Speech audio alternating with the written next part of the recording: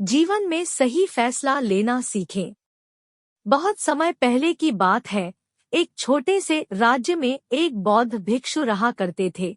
सभी जगहों पर उनके ज्ञान के बहुत ही चर्चे थे।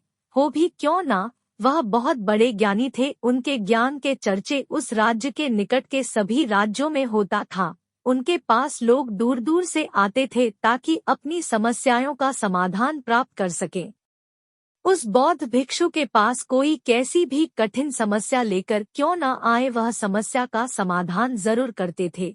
जब भी कोई व्यक्ति अपनी समस्या लेकर उनके पास जाता, वह उस समस्या को बड़े ही ध्यान से सुनते और उसी में लीन हो जाते जैसे उनकी वह खुद की समस्या हो। समस्या में लीन होते और कुछ देर के लिए अपनी आंखें बंद करते और समस्या के बारे में अच्छे से सोच विचार करते और उसके बाद उसका सही समाधान निकालते। ऐसे में कई लोग उनके बारे में यह सोचते थे कि उनके पास कोई चमत्कारिक शक्तियां हैं तो कोई कहता दिव्य दृष्टि है जिससे वह समाधान पूछते हैं और उसके बाद हमें बताते हैं।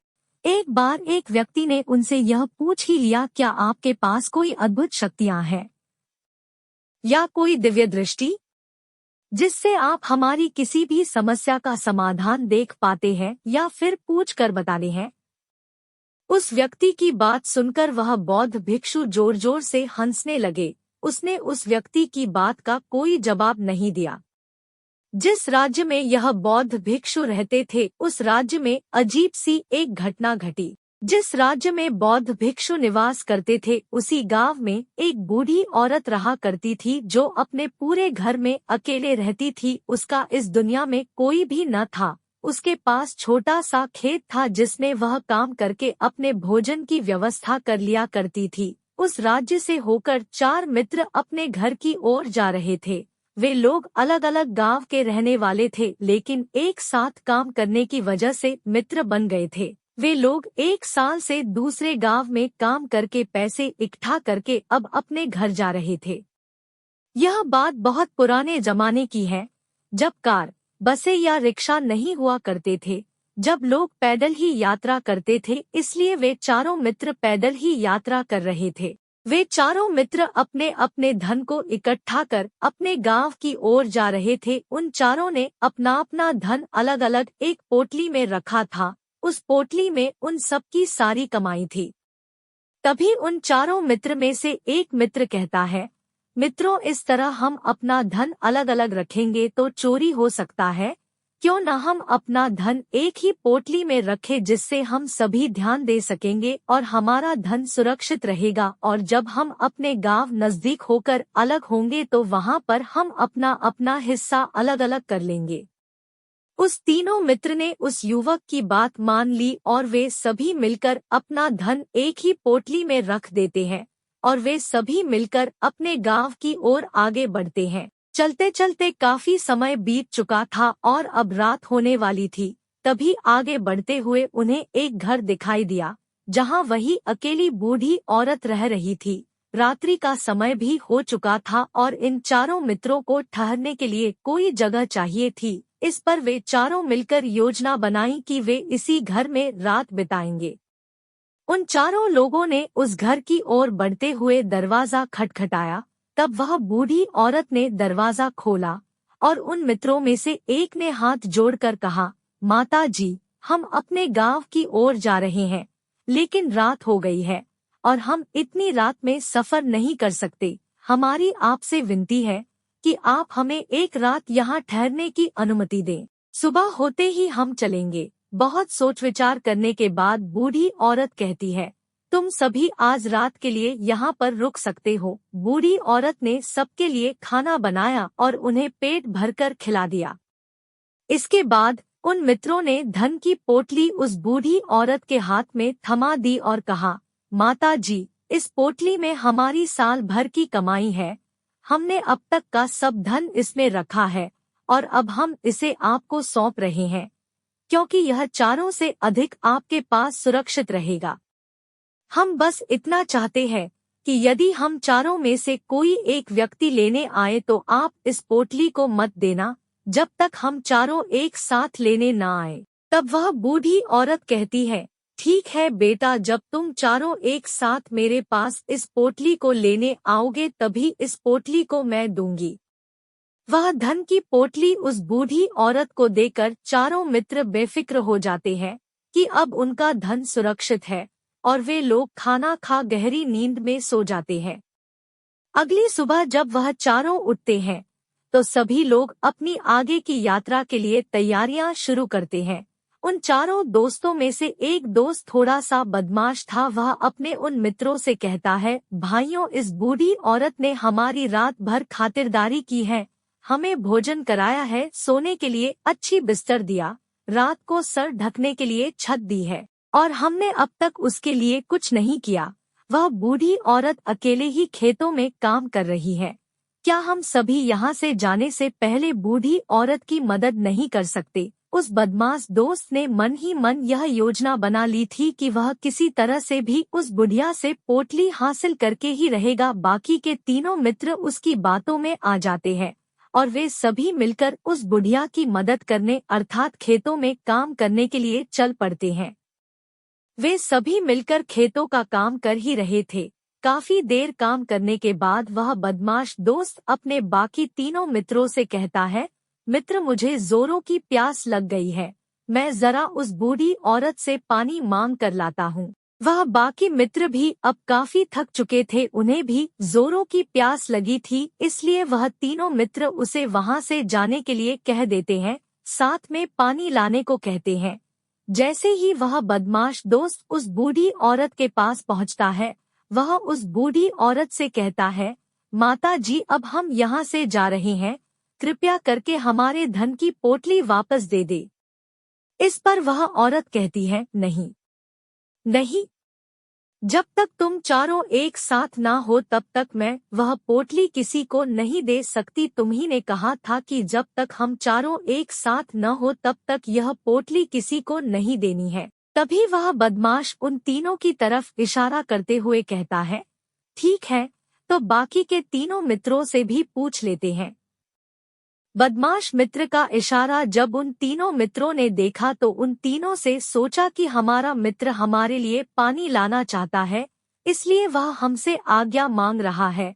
तभी उन तीनों मित्रों ने इशारे में कहा, ठीक है, ले आओ। यह देख उस बुढ़िया को यह लगने लगा कि अब चारों यहाँ से जा रहे हैं और यह अपनी पोटली मांग रहे हैं, इसलिए बुढ़िया ने पोटली लाकर उस बदमाश दोस्त के हाथ में रख दी।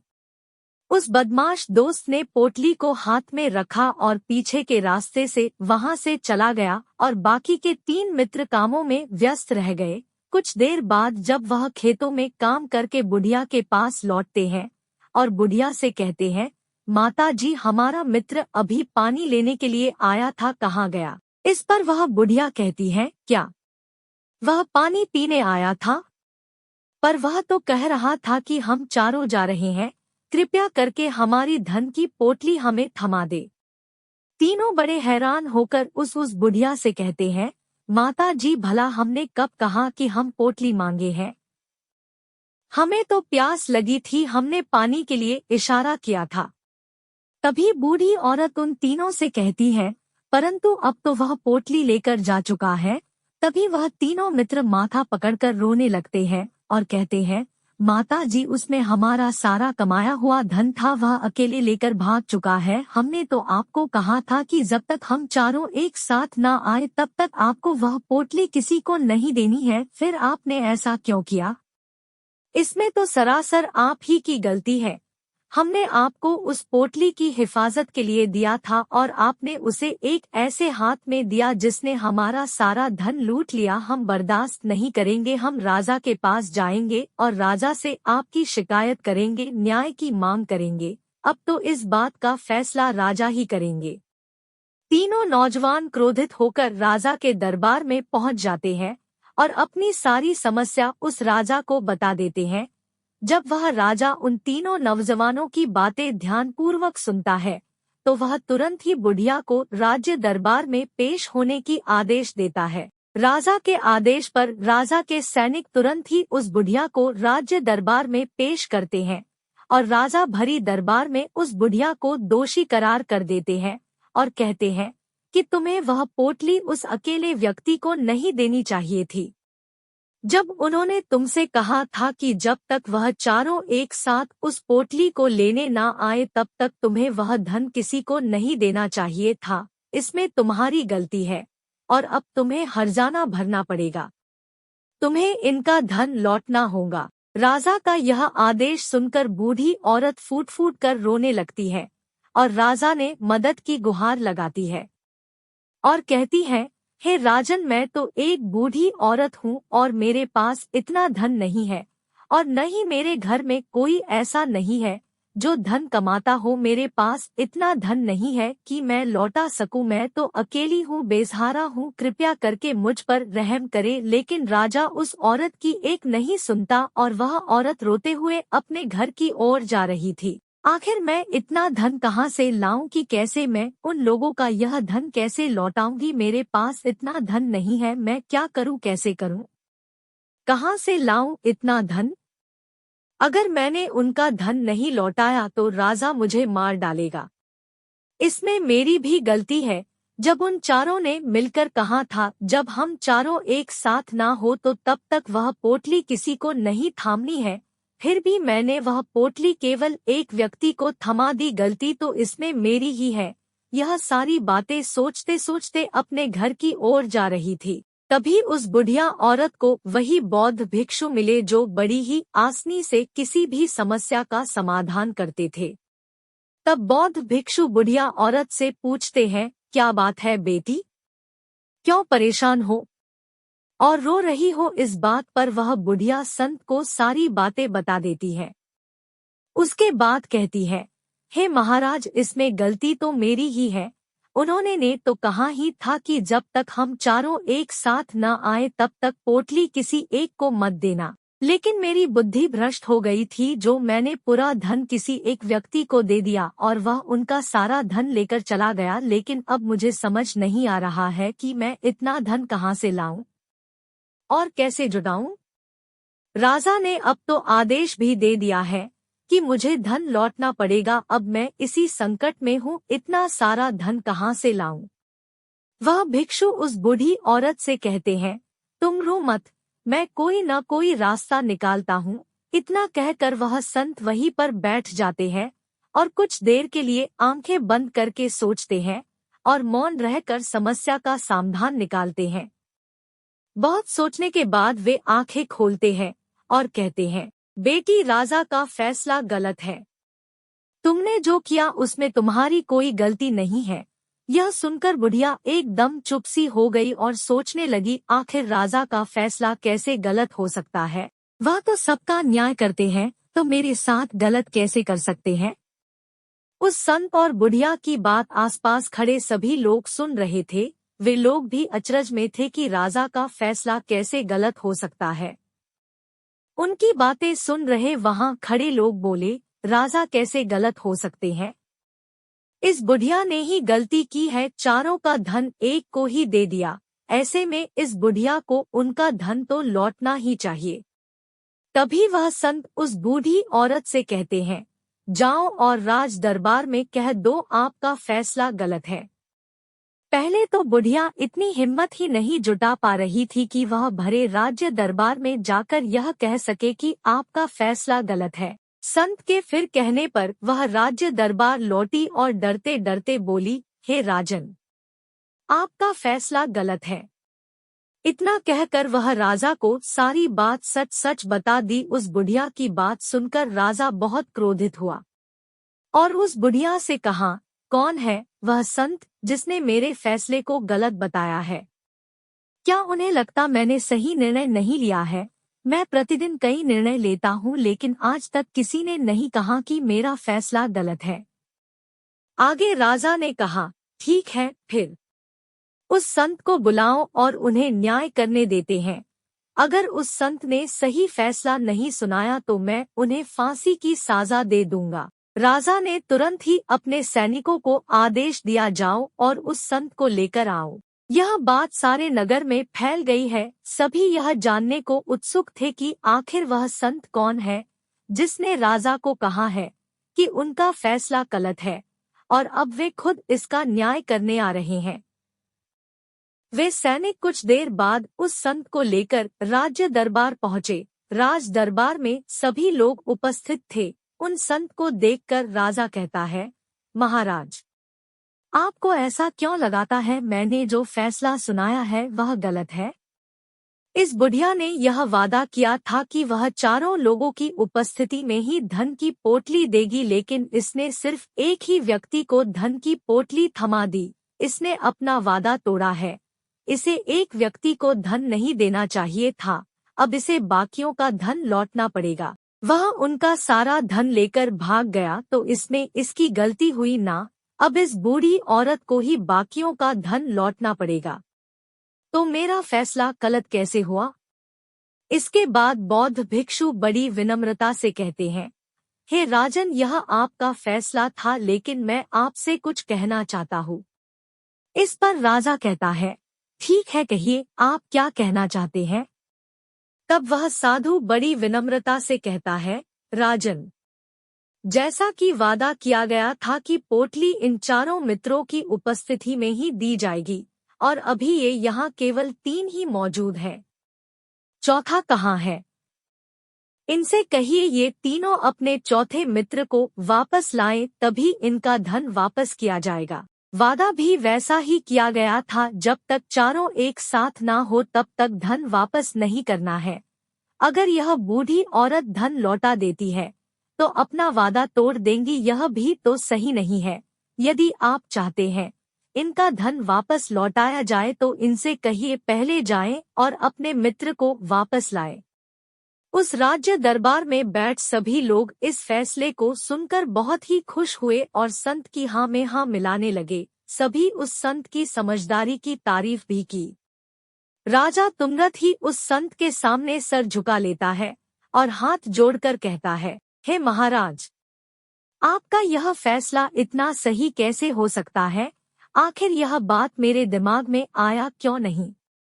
मैंने इस बात को लेकर इस तरह सोचा क्यों नहीं? तभी वह साधु उस राजा से कहते हैं, हे राजन, आपके पास और भी कई काम होते हैं, आप दिन भर व्यस्त रहते हैं और आपको जल्दीबाजी में फैसले लेने पड़ते हैं। आपने इस मामले को सुना समझा, लेकिन इसे देखने में आप गलती कर गए। इसे आपने ऊपरी तौर पर देखा, आपने इसकी गहराई तक जाने का प्रयास तक नहीं किया। यदि आपने इस मामले को गहराई को देखा होता, समझा होता, तो आप भी इस नतीजे पर आते। जब तक किसी मामले की गहराई तक नहीं जाते तब तक हम उसका सही समाधान नहीं निकाल सकते।